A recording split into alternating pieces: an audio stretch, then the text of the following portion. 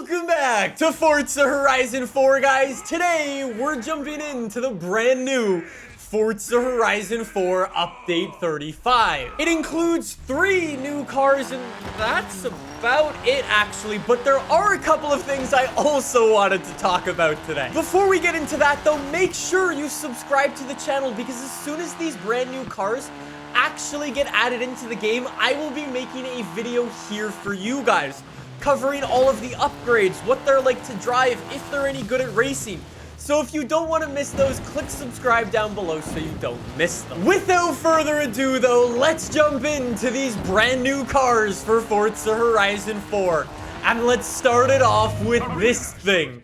The 2020 Jeep Gladiator that you can unlock by doing an event in the summer. So it should take you like 10 minutes to unlock this thing. Obviously, this is brand new to Forza. It's never been in another game before. And for those of you who don't know, this is Jeep's take on the pickup truck. For me personally, I actually find this thing super, super cool. In real life, there's a bunch of really cool options and even cooler aftermarket parts for the Jeep Gladiator to just make it look so mean and aggressive. For Forza Horizon 4, though, I am seriously going to be crossing fingers that we can hopefully see some cool upgrades come to this thing. Now, unfortunately, no, you can't actually go and take the doors off and live the Jeep life, but you sorta kinda can actually take the roof off.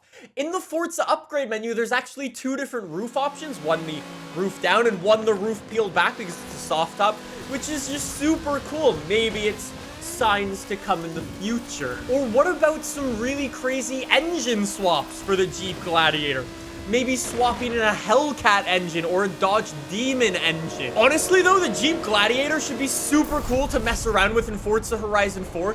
This car actually comes out next Thursday, so like I said, make sure you subscribe to the channel so you don't miss it. Moving away from the Jeep Gladiator, though, we can speed up time to the autumn where, unfortunately, we actually don't have a new car. Fast forward time again, though, and you can unlock this. The Citroen Ds-23, which you can unlock in the winter for completing 50% in the season. This thing has never actually been in a previous Forza game before, but it has been in the Forza Horizon 4 game files for a very, very long time, so it's cool that it's finally coming out. And hot take, right? As cool as the Jeep Gladiator is, I think for me, this thing is actually cooler than the Jeep Gladiator. Let me tell you why. The thing that actually made the Citroen Ds-23 so special was actually the suspension. So in most cars on the road, you're either gonna have like springs or coilovers, for example, or big leaf springs to balance out the weight of your car and give you the most comfortable ride. Well, Citroen thought of something a little bit different. This thing uses hydro-pneumatic suspension. Essentially, what this car has is hydraulic fluid running through all of the suspension to balance out the weight and give you a super, super smooth ride. However cool that suspension is, it did create a couple of problems. For example, inventing a new suspension setup in the 70s meant that your car pretty much broke down as soon as it left the factory. And let's just say that the people who actually bought this car weren't that fond of it. For Citroen, they actually sold 1.4 million cars worldwide.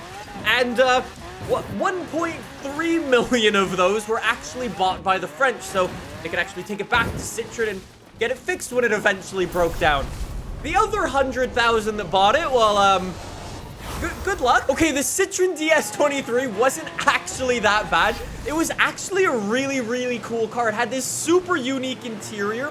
Plus, it was so popular, actually, they made a bunch of different versions of this thing, because obviously this one's like a coupe sedan-looking thing. They actually made a minivan version, they made an ambulance version, and let me get this right, they made a convertible, and they made this, the reactor. That wasn't crazy enough, though, so Michelin actually took one and built the Michelin PLR. Yes, that does have 10 wheels on. Real talk, though, super, super cool car. I cannot wait to try it out in Forza Horizon 4. Hopefully it's got some good upgrades though, because it's not really the fastest thing. And then finally we jump over to the spring where we can unlock this, the Porsche 928 GTS that you can unlock by completing 50% in the spring. You might recognize this car because it's actually been in Forza Motorsport 7 and Forza Horizon 3.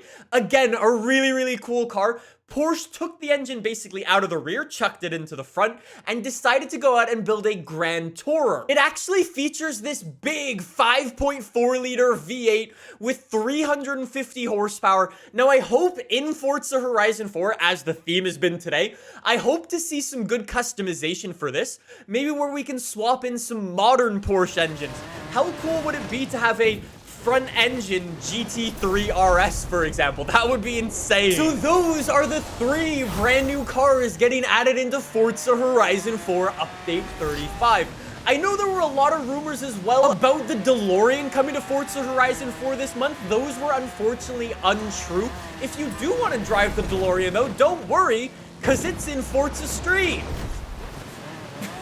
Never mind. Other than the 3 brand new cars, though, there are a lot of bug fixes that have been going on behind the scenes to hopefully make the game a little bit more stable. And I was also hoping to hear a little bit more about the Super 7 high stakes this month, but that was also not present in this monthly update. So I'm going to be keeping fingers crossed and hopefully we get some more information about the Super 7 high stakes next month in June. Also, final little thing before we wrap up today's video.